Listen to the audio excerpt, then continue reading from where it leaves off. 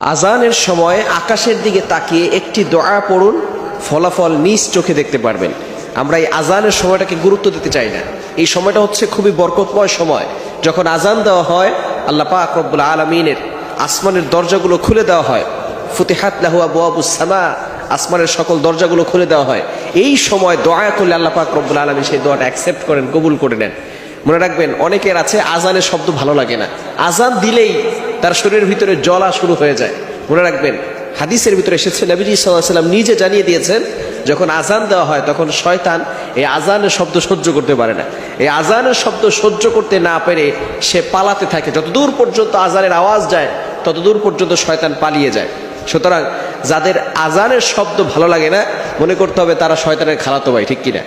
এই জন্য অবশ্যই এই সময়টা, যেহেতু আসমানের দরজাগুলো খুলে দেওয়া হয়, এই সময় আমরা একটা দোয়া করব। বিশেষ করে এই দোয়াটা যদি আমরা